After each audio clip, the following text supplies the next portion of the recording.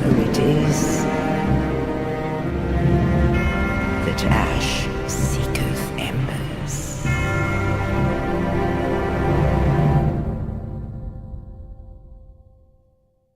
Hey there guys, and welcome back to Dark Souls 3. I'm Kata Hain, and this is Bartholomew, our intrepid adventurer.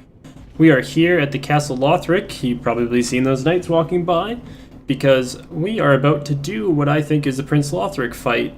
And after that, well, carry on until the end of the game, since we are very close to beating Dark Souls 3. So without further ado, and well, with a little bit of fanfare here, we should actually discuss the fact that I have a washing pole plus 10. And we also got a level up. I think we are level 99 now with 99 hollowing. So let's try to avoid the knights as best we can and sneak on into the boss fight.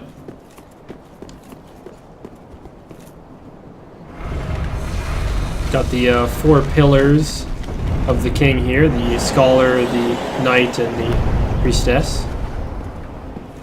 And so here we are, ascending the stairs to the throne room, or the prince's bedchamber, perhaps? Let's see who we can summon. Ah, Cirrus, we can summon her in. No love ahead. Try beating to a pulp. Uh-oh. This does look like an audience room, but that looks more like a bed than anything. Alright, well, here we go. Oh dear. Another dogged contender. Welcome, unkindled one, purloiner of cinders. Mind you, the mantle of Lord interests me none. The fire-linking curse, the legacy of lords, let it all fade into nothing. You've done quite enough. Now have your rest.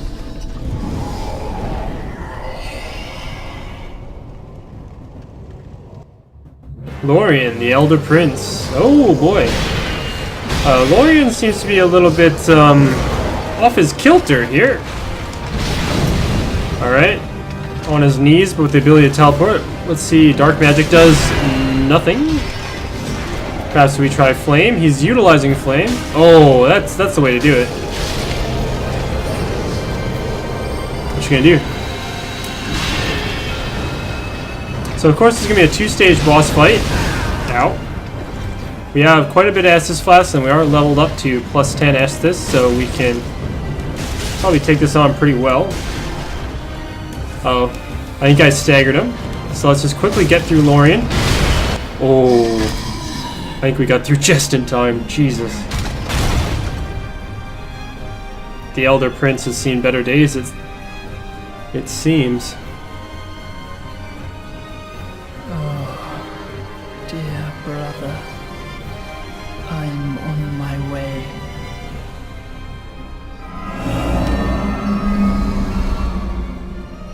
My brother. Unyielding sword of Lothric's prince.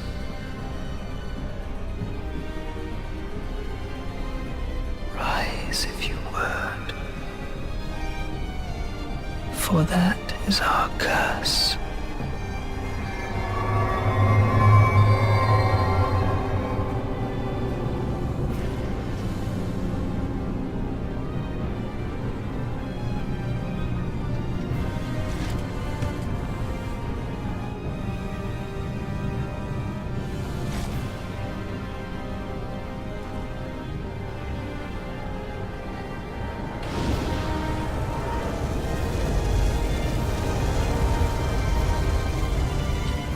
So it seems they are the Undying. Perhaps they share a curse very similar to ours. That of the dark side. Just gotta take a quick heal. Oh, and they got 2 health bars. I wonder if the younger prince has the ability to heal him. Whoa, I don't have any... Oh, I didn't have any stamina there. I gotta be really careful about that. Oh. Alright. Lothric and Lorian. I feel like if I kill the one, the other one's going to rise up. Yeah.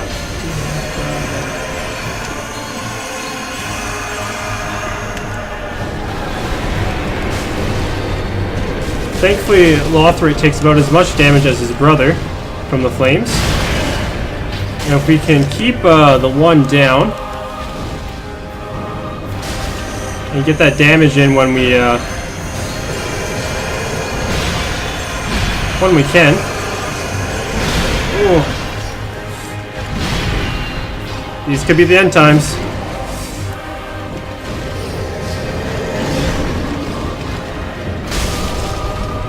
Alright, now is our opportunity to ham on the younger.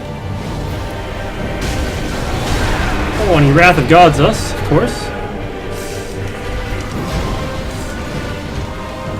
This is quite the interesting fight. I don't mind it. I feel like it might get me though.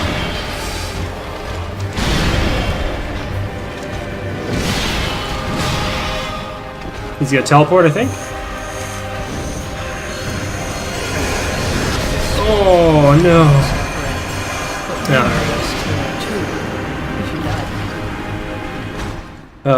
The cripple brothers got me. Damn.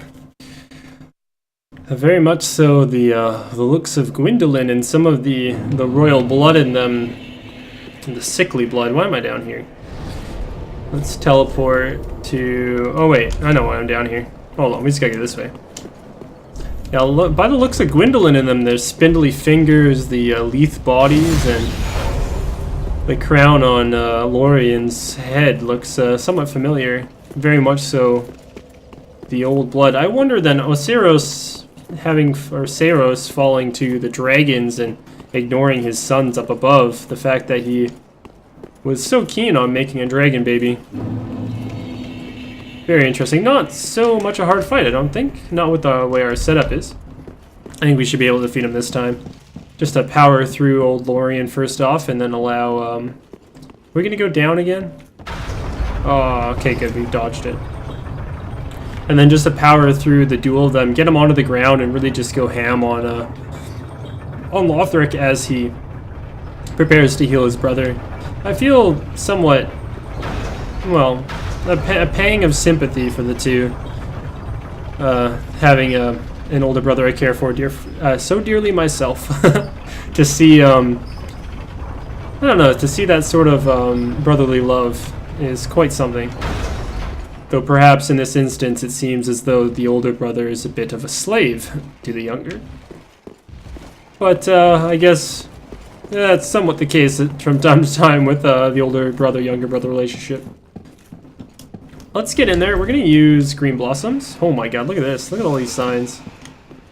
Everyone wants to get in on this fight. Alright, we're going to go straight into it. Cool. That is a really neat attack, my friend.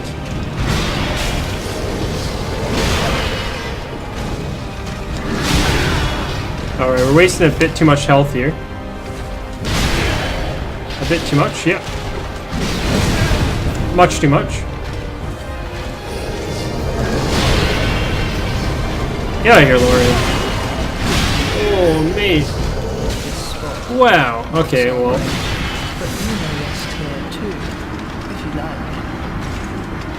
Well, I just got my ass beat, like, really promptly. Yeah, I'm gonna have to go in with a little bit less, bravado, I suppose. Yeah, we'll skip off to the fight. And we're back. Alright, let's try not to get our ass beat this time. It's a really difficult thing to do, especially with me.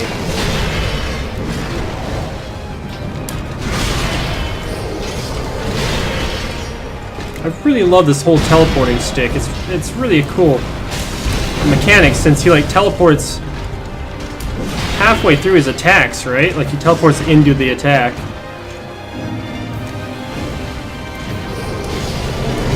Oh, so you gotta time it like really well.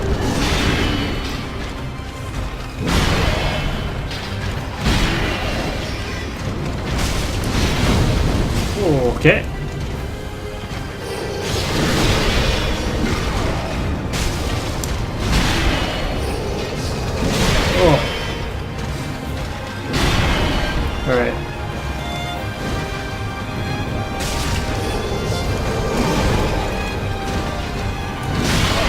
Oh, Lorian, you bitch. Okay, he's just gonna let us do that. I'm fine with that. Alright, we're finish him off. Cool. Skip through the cutscene and...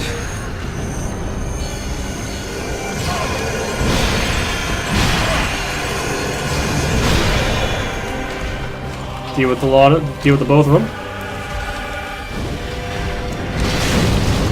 If I can hit the younger.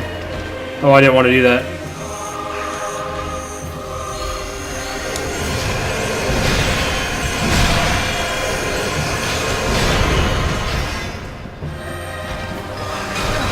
All right, that was okay.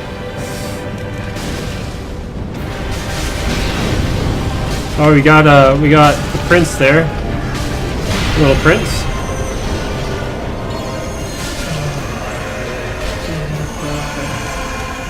All right, let's hit him.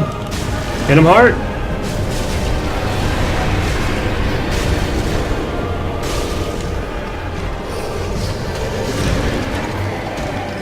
Getting those good dodges. I feel like we only had to do this maybe once more.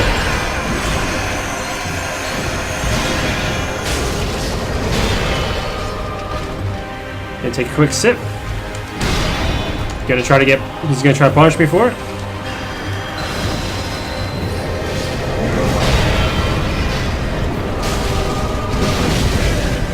Oh, we're almost there.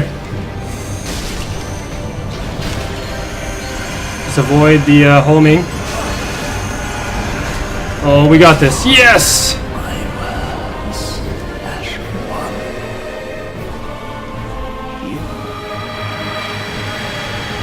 I think he was said you will remain amongst the accursed. Cinders of a Lord and Soul of the Twin Princes. Nice.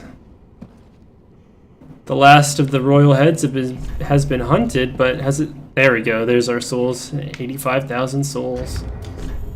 And so the prince, the reluctant prince, shall sit his throne. Soul of the Twin Princes. The Twin Princes rejected their duty to become Lords of Cinder and settled down far, far away to watch the fire fade from a distance. The curse makes their souls nearly inseparable. Let's see, and then of course, where is his... Cinders of a Lord left by Prince Lothric. If the lords will not return to their thrones themselves, let them return as cinders. The Lothric bloodline was obsessed with creating a worthy heir, and when this proved impossible, resorted to unspeakable means. Suffice it to say, the path to link the fire is a cursed one indeed. And then that's it. There's what is this on the ground here? Many, many feathers. Huh. Something to do with angels and dragons? A bastard combination of the two? Well, I guess that's the lot of it. All we have to do is go back to Firelink Shrine and present the last of the ashes and carry on until the final boss. We do still have to deal with the Dragon King and the old Nameless King there, but we'll leave that for another time.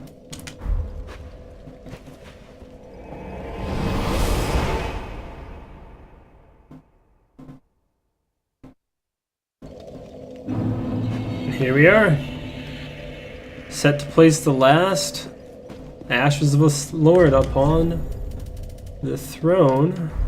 I suppose we should steal a level up right quick. I don't think we have anything else. We can also check with the little king what we can transpose the souls to. Aha, so the eyes. No, I don't want to talk. Stop talking about that. Lothric's holy sword, Prince Lothric's straight sword, blessed by Emma with potent magic. Young Lothric was meant to be a champion and was expected to wield this platinum sword, but some things will remain distant dreams forever. Assume stands to imbue sword with sacred light. And then, of course, Lorian's great sword, ultra great sword of Lorian, Prince Lothric's older brother, cast in smoldering molten steel and stained black. Before Lorian embraced his brother's curse, he was a knight who single-handedly slayed the demon prince. But the victory eternally scorched his sword with flame. The Demon Prince. Interesting. I guess that's it. I took the mantle. Yes, of course you did. So now... Welcome us. I am actually going to, sorry there, I'm going to kip off for one moment, finish up a little bit of some NPC stuff, and then I'll come back. So, having fulfilled her duty, here lies Cirrus of the Sunless Realms, placing her grandfather to rest and seeing a champion of Ash through his journey. Though we didn't summon her all that often, she did dedicate herself to us. And so we gained the Sunless Talisman. Oh, Cirrus. Which... Talisman given to knights of the Sunless Realms who serve the nameless moon, scales with intelligence, but is rare for a miracle catalyst, but makes it incompatible with the dark. In the Sunless Realms, this fact is relayed first as an initial warning. Oh, Cirrus. I believe we can find her armor set now as purchasable bought from the maiden. The Sunless Armor, attire of a knight from the Sunless Realms, known for the resistance to both magic and the dark. Metal plating and chainmail tree with silver. Perhaps Sunless Knights serve the nameless moon, and perhaps, or Sunless Knights serve the nameless moon, and perhaps it is for this reason the attire casts a feminine silhouette. And so here we are in the Cathedral of the Deep to speak with Rosaria, as now that we've completed Cirrus's questline, we can do Rosaria's Covenant and Leonard's questline.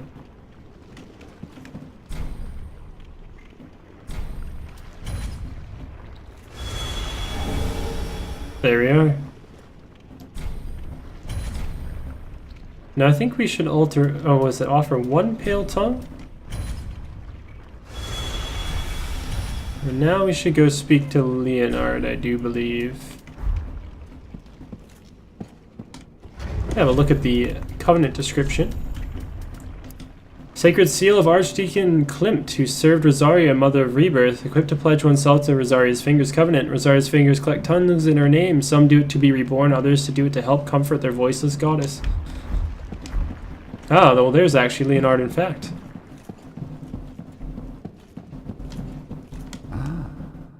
So, you've chosen to serve Rosaria after all.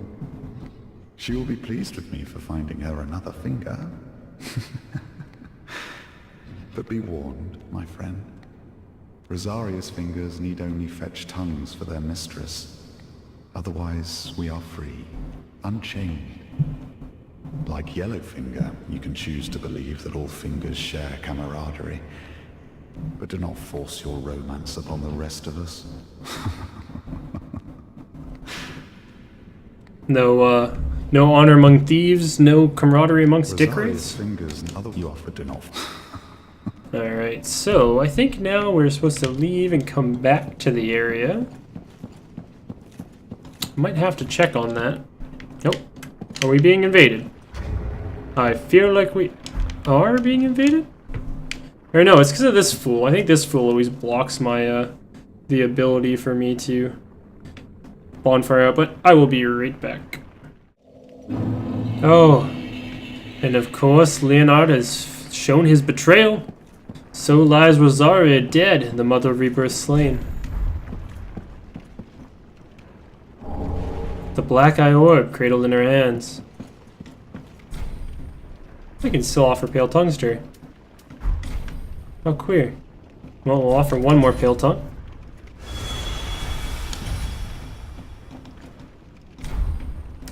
Now we have a black eye orb. Invade the world of Rosaria's killer. Arcane orb left on Rosaria's course. Have faith her soul can be retrieved by invading the world of her killer and returning victorious.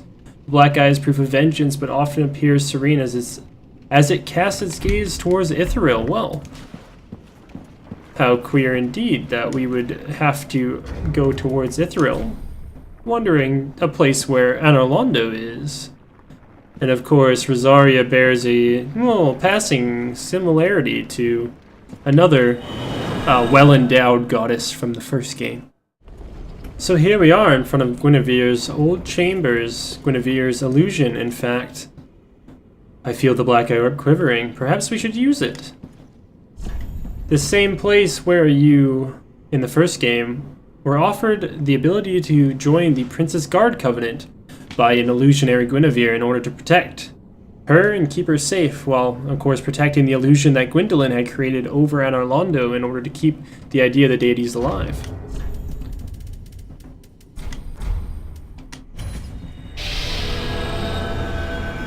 And so now we find who amongst those members of the Rosaria's Fingers had the gall to kill her. Who indeed? And what? Well, never expected to see you here. Couldn't resist her any longer in all her festering glory. And now you want to ravage her soul as well. I sowed the seeds, I'll prune the mess. I, Leonard, swear so upon my vows to the goddess. Alright, so on his vows to the goddess, he swears to kill us, and we're here, of course, to avenge the death of Rosaria. What does that say about Leonard? Perhaps that he once served a very different goddess. To spoil her soul. Certainly no beast wrapped in human skin. And he's speaking of With her soul. Isn't flesh enough for a sick beast? he's wondering what we want with the soul, and perhaps it's not indeed Rosaria's soul, but, well, I wonder, where did Rosaria gain the power that she wields? It's known in the Dark Souls series and the Soul series in general that we gain our power from the strength of other souls, right? So who amongst the members that Leonard could have pledged himself to, of the different various goddesses, of course, could Rosaria have contained the soul of? Well, I have a feeling that it was in fact Guinevere. Oh, no more Estus, eh, friend? Well, of course, I think in this instance we are playing somewhat of the villain, and that Leonard is, of course, just attempting to avenge his fallen goddess.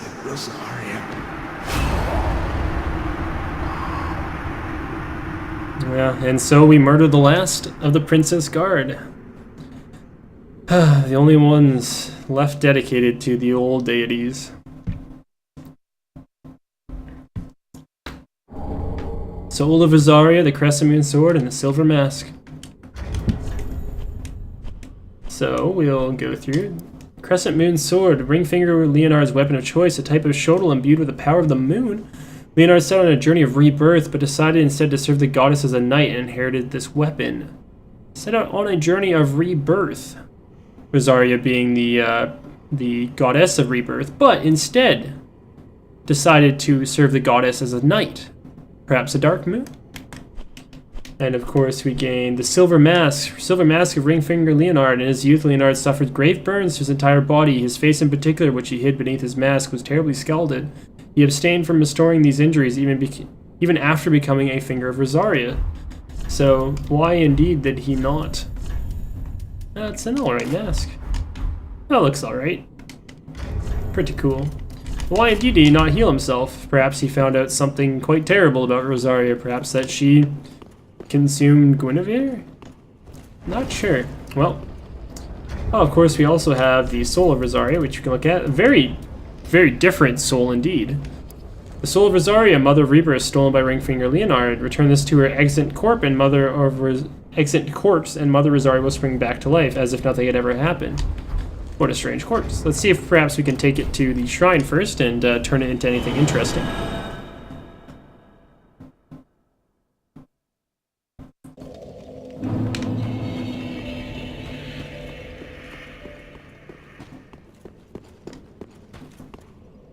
Hello. So, Soul of Rosaria, we can turn it into bountiful sunlight, gradually restore high HP for self and broad area. Special miracle granted by the Princess of Sunlight gradually restores a large amount of HP. The miracles of Guinevere, loved as both mother and wife, bestowed their blessing on a great many warriors. So I think this definitely does, and this is the only thing that you can actually use it for. I think this definitely does cement the idea that Rosaria indeed consumed Guinevere and took her soul for her own. I, in fact, am going to bring Rosaria back, despite my objections to the murder of our glorious Guinevere. But I would like to just finish up the Rosaria's Fingers covenant, because I have 30 of the Pale Tongues already.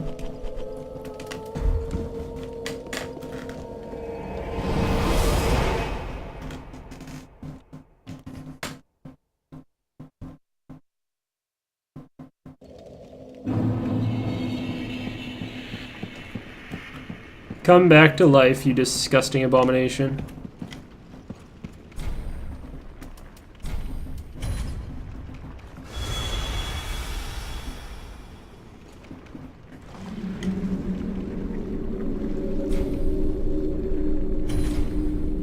And we will offer all of our Pale Tongues. Get the Obscuring Ring and the Mangrove Staff. And of course, you can alter appearance and change your stats here, which is quite cool. So, where is the staff? Mangrove Staff. Staff of the Mangrubs who guard Rosaria's bedchamber. Their holy symbol is formed at the tip. Wielders' luck strengthens effects of sorceries. The Mangrubs have clearly been reborn, but as what? Well, something just quite disgusting. And we got the Obscuring Ring. Where is it? It looked quite unique. There it is. Ring bestowed upon the fingers Rosaria. Invaders who seek tongues for their goddess. Hides the presence of the wearer when far away. It is said that Rosaria, the mother of rebirth, was robbed of her tongue by her firstborn and has been waiting for their return ever since. Interesting. I wonder who their firstborn was. And that completes the covenant. I think all that's left for our covenants is the Dark Moons, the Aldrich Faithful, and of course the Farron Watchdogs, but all those will be a little bit difficult to get. Alright, let's head back to the Shrine Bonfire.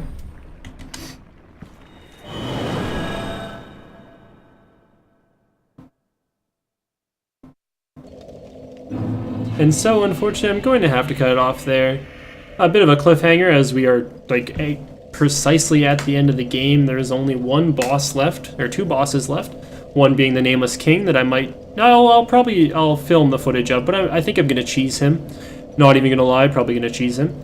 And then, of course, the last boss, the final boss of Dark Souls 3, which we will greet when we return and place the last ashes upon the throne and... well, see what happens when we go to link the fire and usher in a usurpation of the flame and bring about the Age of Dark once more, perhaps an Age of Rebirth. Thank you guys for watching. Please like or dislike as you see fit. Leave a comment if you have any feedback, and of course subscribe if you'd love to see more. I'll catch you guys in the next one. It's gonna be that's gonna be a big episode.